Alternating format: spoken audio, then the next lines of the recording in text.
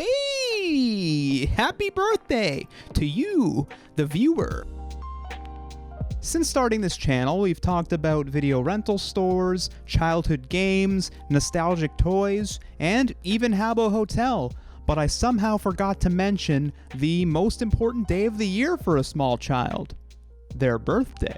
I mean, Christmas is great and all, and probably the superior holiday now that I'm older, but back then, your birthday was your one chance in the year to have all of your peers over to your house at the exact same time, while simultaneously having the spotlight be completely on you. And clearly I'm an attention whore since I've been uploading videos on the internet, so you know I loved that shit.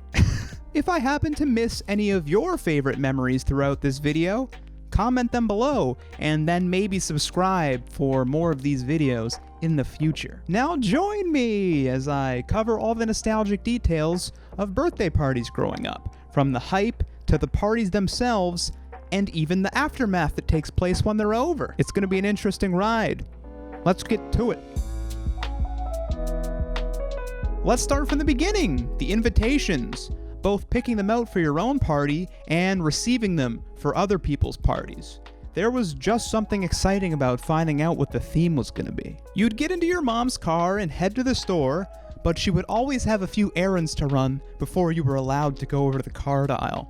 You'd do your best to contain yourself, but it was next to impossible. She'd eventually cave to your begging, and you'd race over to the stationery aisle and pick out a set that had the best IP on them. Depending on the year, that might be Pokemon or Beyblade or Yu-Gi-Oh, but they always had the same quality of writing on them as the Choo Choo Choo's Valentine from The Simpsons.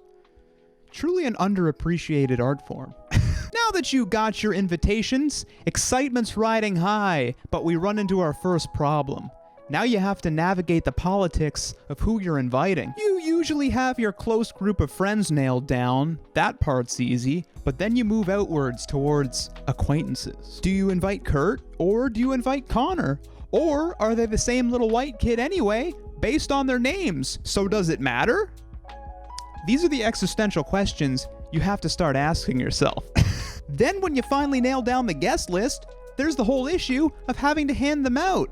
I don't know about you guys, but we usually did that in class. So as you're going along handing them to people, you can feel the glaring eyes on the back of your head from everyone you didn't invite. You're just trying to talk to your friends all casually and coordinate who's gonna bring the extra N64 controllers because you only have two. Meanwhile, there's a fucking riot forming behind you. Then occasionally, some of the rioting rejects would try and weasel their way into getting an invite, and you'd have to drop the whole, my dad said I could only invite 8 people line to save your ass. You could literally pinpoint the moment their little hearts would break. And now. Devastating. When that emotional onslaught was finally over and the RSVPs started pouring in over your landline, you come to the next fun part. Getting to go out and find some weird little knickknacks and treats for the gift bags. The dollar store was your best friend here. Maybe you get some bouncy balls, maybe you get some of those weird sticky, gooey things that you would throw and stick on the wall. I can't fucking remember what they would be called. And then maybe you get some knockoff Pogs, depending on the year. All that was usually enough to keep your party guests' young egos satisfied, as they had an internal and subconscious battle with the fact that their own parents, their very own parents, just bought you a ton of cool shit and didn't get them anything. What a betrayal. However, when a mom would go above and beyond the Call of Duty with those gift bags, holy shit did we ever get hyped. I remember one party where, yeah, all the usual suspects were there, so you're throwing the bouncy ball over your shoulder, you're throwing that sticky thing onto the fucking ceiling, but then as we sifted through the debris, we were met with a pack of Pokemon cards, and you cannot imagine the sound a chorus of 8-year-olds made upon that discovery. It's a beautiful day. So if you're a parent, go hard on those things, because I remember that 20 years later. You're giving those kids some good memories. Now that you've finished putting together your gift bags for all your guests, we reach the most painful part of the pre-party hype. Sitting at your front window and staring out into the street, waiting for everyone to arrive. You of course wouldn't sit down 5 minutes before the posted start time. You'd sit down like 2 hours early, just in case. You truly put yourself through hell, but it was worth it when that first car would pull in. What a payoff. Now we have to cover the many different types of parties there were. We'll start with the most basic concepts and then work our way towards the more extreme ones. This escalation in archetypes usually also coincides with age, so technically we're also doing this chronologically. So with that, what's the most basic party? A sleepover. The most prominent activity at a sleepover party for my age group was usually something to do with video games, and the birthday boy would usually get a new one, so that was generally the focus for the rest of the night. There's just one problem. There's 8 of you, and most consoles only support 4 players, and if you're extra unlucky, that new game your friend just got might only be single player. How do you combat this? Everyone brings over their Game Boy Colors and simultaneously ruin any future collector's value they may have had by getting your mom to write your initials on the console and on every single cartridge so they wouldn't get mixed up. Painful. After a night of gaming, everyone gets sent to bed, and that's where the real beauty of a sleepover party begins. There's always that one kid who actually wants to sleep like a fucking dork, and you all do your best to talk for as long as possible and keep him up and get him progressively more angry. Sure, birthday boy's parents might get mad and yell at you, but that only lasts for like 5 minutes, and then you're back to giggles. This lasts for several hours until the number of kids who want to keep talking slowly dwindles and dwindles until the power dynamic shifts. And now there's just one kid who won't shut the fuck up and everyone's mad at him.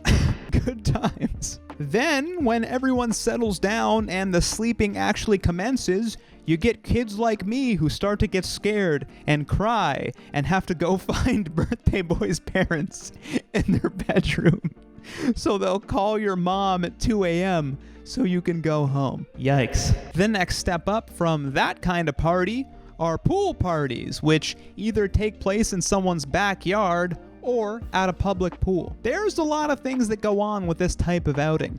The inevitably popped raft, the kid who's obviously peeing, the kid who won't stop dangerously doing flips into the fucking shallow end, and then the kid in the corner shoving his dick into the jets like no one notices. This type of party can get pretty hectic, so I commend all you parents who pull these off. I actually remember my dad one time built a mini water slide on the hill in our backyard, and that was a hit. Now we start to get into some dangerous territory. We're leaving the house.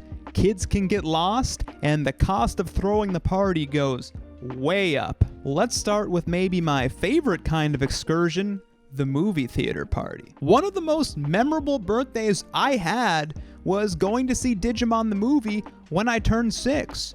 We hit the in-theater arcade for a few hours beforehand, and then we were given our packs of promo cards. And the staff was so cool, they gave me 2 because it was my birthday. Fuck yeah! I remember I pulled Gargamon and Magnamon. I was jazzed. I giddily clutched those cards to my chest as that weird Angela Anaconda short came on, and maybe for the first memorable time in my entire life, I was truly happy. However, a few short weeks later, my Magnamon card went missing. And to the guy who stole it, don't think you got away with it. I know it was you. I won't say your name out of respect, but just know that you crushed me. Yikes, that took a depressing turn, didn't it? I always remember being jealous of the kids in the party rooms when I was going to the movie theater with my parents on a regular outing. And I gotta say, when I finally got to experience it for myself, it lived up to the hype. Although I will say I cannot imagine being a parent trying to manage 8 rambunctious kids in a setting where you're traditionally supposed to be quiet, especially when the second you enter the theater, they're all loudly discussing who's gonna sit next to who. That's gotta be stressful. The next 2 party types are semi-related, but let's start with laser tag first. There was something weirdly intimidating about this place called Laser Quest, the local hotspot for birthdays in my area. The course was extremely dark and eerie. It was full of fog from smoke machines, there was the occasional neon light, windows in every direction, tall buildings, bridges. It just felt like you could get ambushed from any angle at any minute. Plus, anytime you entered the chamber where all the backpacks and guns were stored, an employee would make you hold your gun in the air and say a pledge. It was mostly things like, "I won't run," and "I'll play fair," but that wasn't the vibe in the room. It felt more like it was your drill sergeant hyping you up to go to war. So when those automatic doors would finally open, it was like opening the gates to hell. After the game, everyone would crowd around that same employee who had a printout of everyone's scorecards, and they'd give them out one by one from lowest score to highest score. That's why choosing your code name was so important, because it would get printed on the scorecard and the guy would read them out. So if you wanted to impress everyone when you went up to grab it, it either had to be a banger or it had to be super funny.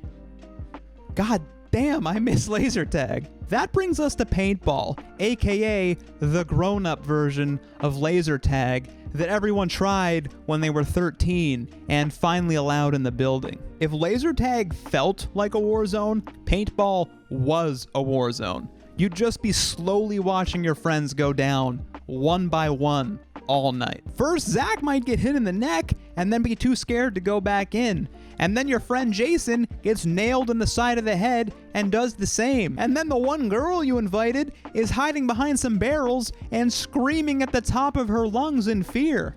Forget Nam, I've seen some things.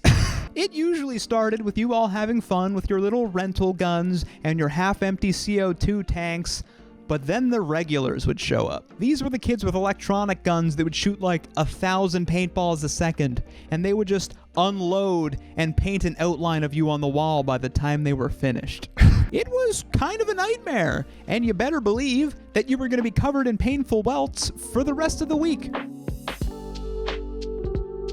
Now that I've managed to talk for over 10 minutes and not once mention the ceremony itself, let's get to that part so we can start to close things out here. The obvious meal choice for a birthday party was to just order a bunch of pizzas. Get a couple of pepperoni and then maybe a cheese for that one weird kid. By the way, why were there never enough pizzas at any party you went to? I mean, come on, parents, they're not even that expensive.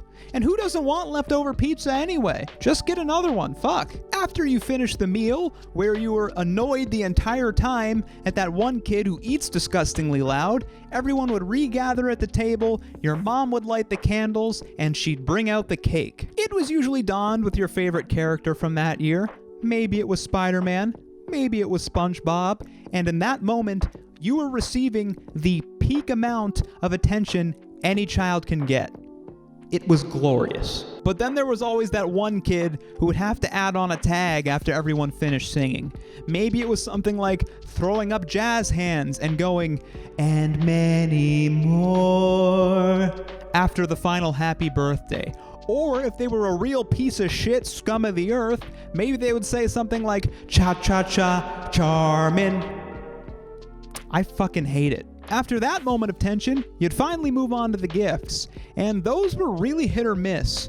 You either had friends with parents who knew what was up, or you'd randomly receive the most strange toy that you've ever seen in your life and you'd never want in a million years. There was no real in between. As you got older though, it always devolved into everyone just giving you money.